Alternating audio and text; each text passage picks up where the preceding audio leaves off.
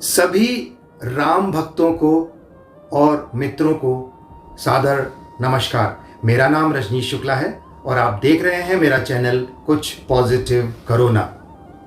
जैसे कि आप इस वीडियो के शीर्षक को देख सकते हैं, राम जानकी यात्रा।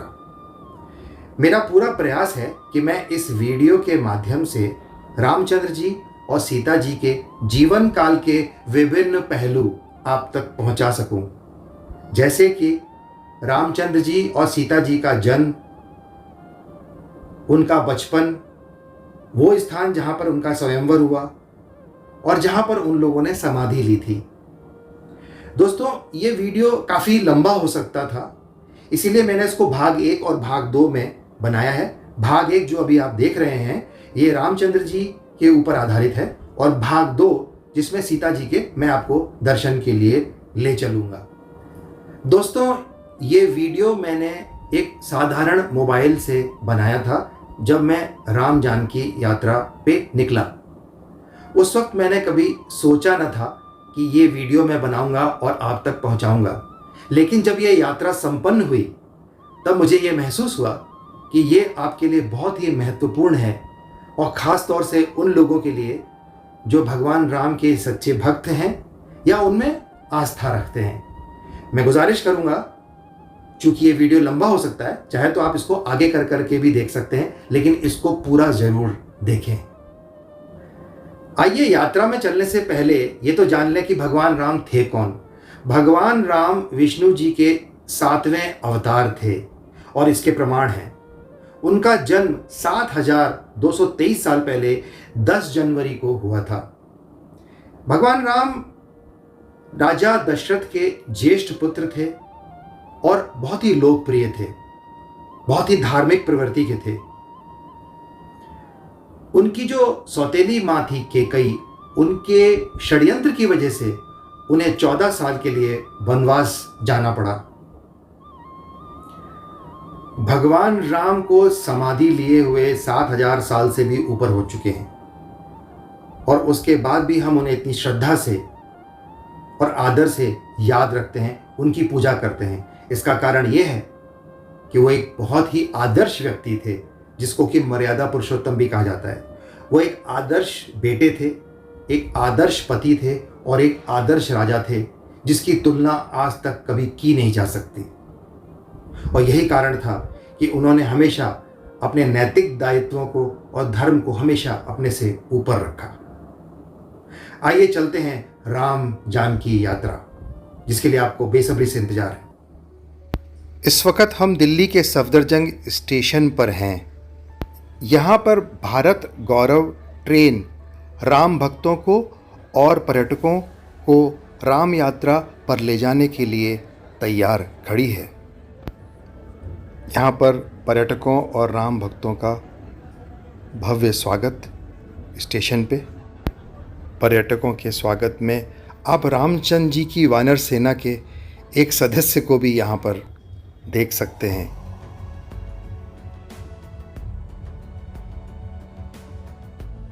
स्टेशन पे पर्यटकों के विश्राम की भरपूर सुविधा यहाँ पे दिखती है।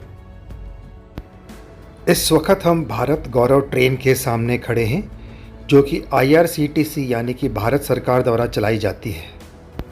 चारों तरफ वातावरण में एक आनंद की अनुभूति। यहाँ पर हम राम, सीता और लक्ष्मण जी के दर्शन भी कर सकते हैं आशीर्वाद की मुद्रा में। इस वक्त हम सभी सुविधाओं से भरपूर भारत गौरव ट्रेन के अंदर आ चुके हैं। चारों तरफ बहुत ही शांत और एक सुखद वातावरण की अनुभूति यहाँ पर होती है। ट्रेन के अंदर यात्रियों के स्नान यानी कि नहाने की भी अति उत्तम सुविधाएं दी गई हैं। बहुत ही साफ सफाई से इसको रखा गया है, इसका रखरखाव हम देख सकते हैं। और इस वक्त हम बढ़ रहे हैं भोजनालय की तरफ, यानी कि डाइनिंग कार की तरफ। बहुत ही खूबसूरत वातावरण। यहाँ पे बहुत ही स्वादिष्ट और सात्विक भोजन परोसा जाता है।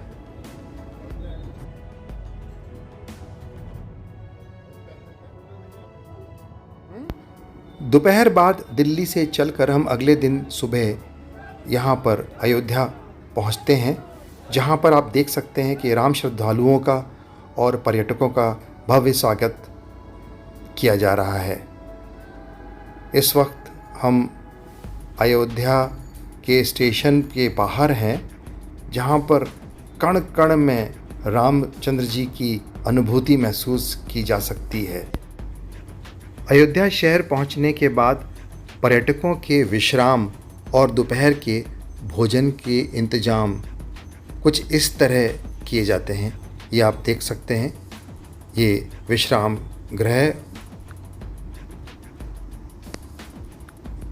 बहुत ही साफ़ सफाई रख रखाव बहुत ही अच्छे तरीके से किया गया है यहाँ पर।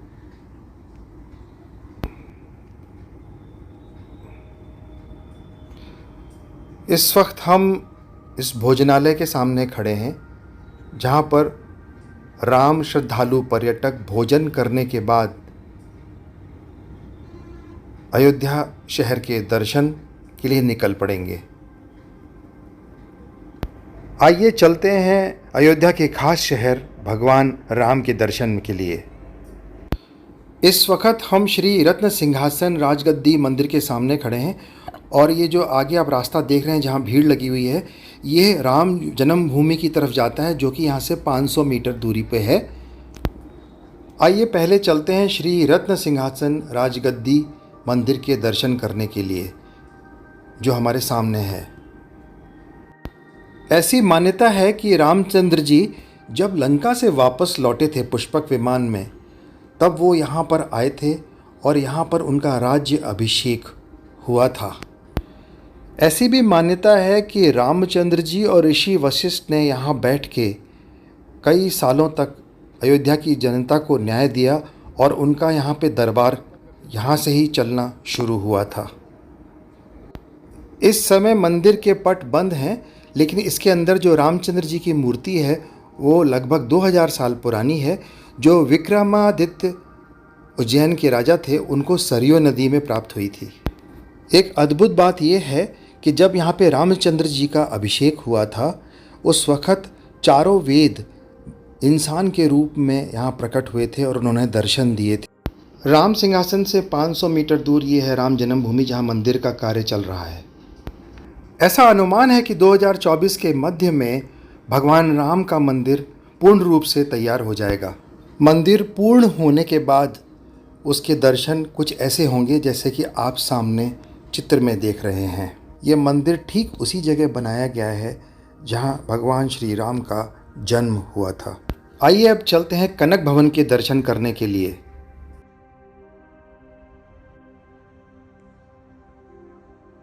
इस वक्त हम कनक भवन के द्वार पे पहुंच चुके हैं, जो कि राम जन्मभूमि से 1.5 किलोमीटर की दूरी पर बना हुआ है। ऐसा प्रमाणित है कि जब सीता जी विवाह के बाद पहली बार अयोध्या पहुंची थी, तब माता कैकेयी ने ये भवन उनको भेंट में दिया था। इस वक्त हम मंदिर के परिसर में हैं और ये अयोध्या का एक अति उत्तम मंदिर है, जिसके दर्शन आप ज़रूर करें जब भी आप अयोध्या आते हैं। अति उत्तम और भव्य भवन, बहुत ही साफ़ सफाई का रखरखाव चारों तरफ। इस वक्त हम मंदिर के प्रांगण में अंदर आ चुके हैं। ऐसी मान्यता है कि ये एक निजी भवन था, जहाँ पर माता सीता और भगवान राम अपने विवाह के बाद काफ़ी समय तक रहे थे। यहाँ मंदिर के गर्भगृह में भगवान राम और सीता माता की प्राचीन मूर्तियाँ देखी जा सकती हैं, जो कि दिखाई पड़ रहे हैं आपके सामने। ऐसा प्रमाणित है कि टीकमगढ़ की राजकुमारी भानु कुमारी ने 19वीं शताब्दी में इस भवन का पुनर्निर्माण कराया था। इस वक्त हम दशरथ महल में पहुंच चुके हैं, जो कि कनक भवन से 200 मीटर की दूरी के अंदर है और रामकोट अयोध्या में स्थित है। ये राजा दशरथ का अपना निवास स्थान था, जो कि अयोध्या के राजा थे और भगवान राम के पिता थे। इस वक्त हम भवन के प्रांगण में आ चुके हैं। इस भवन की बहुत सारी यादें भगवान राम के बचपन से जुड़ी हुई हैं। इस भवन के अंदर जो आप मंदिर देख रहे हैं, यहाँ पर भगवान राम, लक्ष्मण, भरत और शत्रुघ्न जी की मूर्तियाँ स्थापित की गई हैं। भगवान राम का अधिकतर जो बचपन था वो अपने भाइयों के साथ इसी भवन में बीता और आज भी उनकी बहुत सारी यादें इस भवन से जुड़ी हुई हैं। दशरथ महल से होते हुए इस रास्ते से हम 100 मीटर आगे पहुंचते हैं राम भरत मिलाप मंदिर पे। ये मंदिर वो है जहाँ पर भगवान राम और भरत का मिलाप हुआ था जब भगवान राम 14 साल के बाद वनवास से लौटे थे। इसे हम अयोध्या धाम भी कहते हैं और ये मंदिर लगभग 100 साल पुराना है। चूँकि यहाँ पे कोई निर्माण कार्य चल रहा है इसलिए इस वक्त मंदिर के दर्शन अभी आपको नहीं हो पाएंगे। आइए प्रस्थान करते हैं हनुमानगढ़ी मंदिर, जो कि राम भरत मिलाप मंदिर से 100 मीटर की दूरी पे बना हुआ है।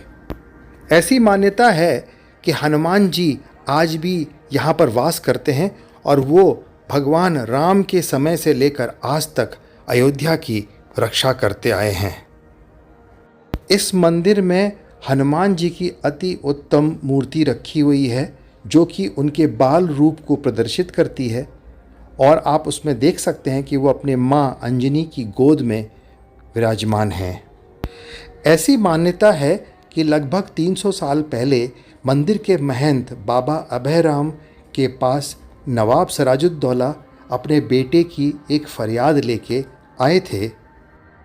उस समय सिराजुद्दौला का पुत्र एक लाइलाज बीमारी से ग्रस्त था जिसका बचना बिल्कुल मुश्किल था, लेकिन बाबा अभयराम ने हनुमान जी द्वारा प्राप्त सिद्धियों से उसको एक जीवन दान दिया।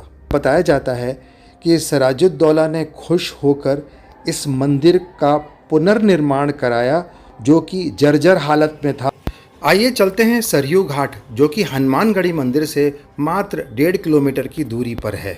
आप देख सकते हैं कि सरयू नदी के पानी को इस घाट के अंदर मोड़ा गया है जो आप सामने देख रहे हैं। भक्तों की ऐसी मान्यता है कि इस घाट पे नहाने से उनके सारी चिंताएं और उनके पाप धुल जाते हैं। आइए चलते हैं सरयू नदी, जो कि इस घाट के थोड़ी आगे की तरफ है। इस वक्त हम सरयू नदी पे पहुंच चुके हैं जहां पर आरती की तैयारी हो रही है। सरयू नदी गंगा की सहायक नदियों में से एक है जो कि आगे जाकर गंगा में मिल जाती है। इस समय सरयू नदी पर आरती की भव्य तैयारी चल रही है।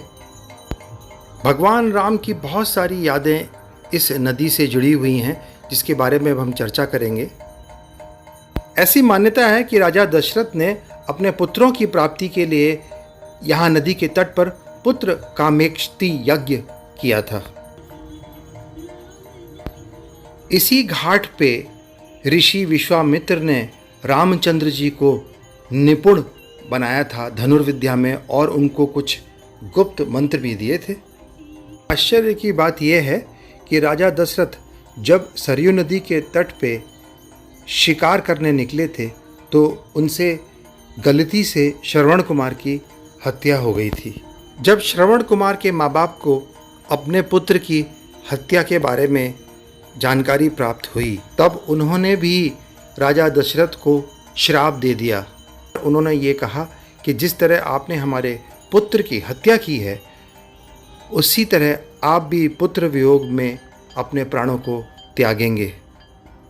मान्यता है कि भगवान राम ने जब अपने सारे कार्य पूर्ण कर लिए तो उन्होंने आके इसी नदी में जल समाधि हमेशा हमेशा के लिए ले ली थी।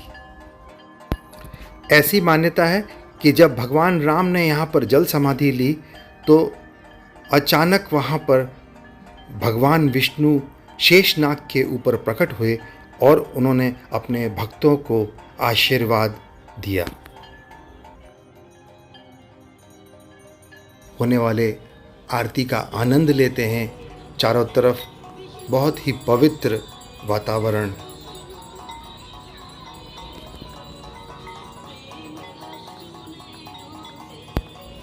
आरती के संपन्न होने का समय आ चुका है। आइए चलते हैं नंदीग्राम, जो कि लगभग अयोध्या से 20 किलोमीटर की दूरी पर स्थित है। इस वक्त रात्रि का लगभग समय हो चुका है और हम पहुँचे हैं भरत जी के प्राचीन मंदिर नंदीग्राम में। जब भगवान राम को वनवास मिला तब भरत जी ने प्रतिज्ञा की कि वो 14 साल तक अयोध्या में राजगद्दी पे कभी नहीं बैठेंगे। यही कारण था कि राजा भरत नंदीग्राम आ गए और वहाँ से बैठकर उन्होंने अयोध्या पे 14 साल तक राज्य किया। सामने आप देख सकते हैं राम भरत मिलाप मंदिर।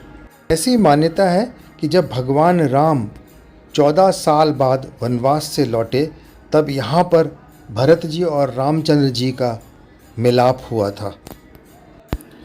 ऐसी मान्यता है कि राजा भरत भगवान राम की चरण पादुकाएं यहाँ पर लेके आ गए थे और उन्होंने उसको राजगद्दी पे रख दिया था और उसके बाद उन्होंने यहाँ से अयोध्या पे राज किया था।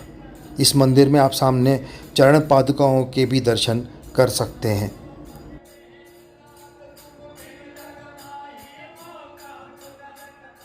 भरत जी के प्राचीन मंदिर के दर्शन के बाद आइए चलते हैं भरत हनुमान मिलाप मंदिर, जो कि बिल्कुल समीप है।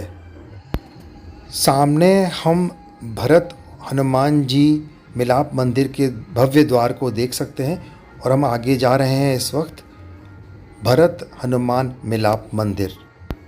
ऐसा बताया जाता है कि जब हनुमान जी संजीवनी बूटी के पहाड़ को लेकर नंदीग्राम के ऊपर से निकल रहे थे, उस समय हनुमान जी की भव्य परछाई नंदीग्राम के ऊपर पड़ी। भरत जी को ये लगा कि कोई बड़ा राक्षस नंदीग्राम पे हमला करने वाला है, इसीलिए उन्होंने अपने बाण से हनुमान जी पे वार किया, जो मूर्छित होकर यहाँ पर गिर पड़े। जब राजा भरत को पता लगा कि उन्होंने गलती से श्री हनुमान जी पे हमला बोल दिया, जो कि स्वयं लक्ष्मण जी की जान बचाने के लिए जा रहे थे, तो उनको बहुत वियोग हुआ और उन्होंने हनुमान जी को गले लगा लिया। इसीलिए इस मंदिर को भरत हनुमान मिलाप मंदिर कहा जाता है। नंदीग्राम उतना ही पवित्र स्थल है जितना अयोध्या। नंदीग्राम के भक्तों ने कई बार रामचंद्र जी की लीलाएं और उनकी उपस्थिति को यहाँ पर महसूस किया है। नंदीग्राम के दर्शन करने के बाद आइए चलते हैं अयोध्या रेलवे स्टेशन।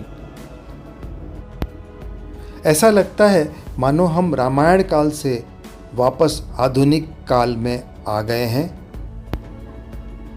स्टेशन पे भारत गौरव ट्रेन श्रद्धालुओं का इंतज़ार कर रही है, जिसमें श्रद्धालु बैठकर वापस सीतामढ़ी जाएंगे और वहाँ से दिल्ली के लिए ट्रेन से रवाना हो जाएंगे। दोस्तों, आशा करता हूँ ये वीडियो आपको पसंद आया होगा और अगर पसंद आया है तो इसको शेयर ज़रूर कीजिएगा उन सभी राम भक्तों में और जो राम में आस्था रखते हैं, और सब्सक्राइब जरूर कर लीजिएगा ताकि मेरा जब दूसरा पार्ट 2 आएगा वीडियो वो आप तक पहुंच सके। इसी ट्रेन से हम आगे चलेंगे सीतामढ़ी और जनकपुर अगले वीडियो में, जहां पर मैं आपको सीता जी के जीवन काल के पूरे दर्शन कराऊंगा। नमस्कार, जय श्री राम।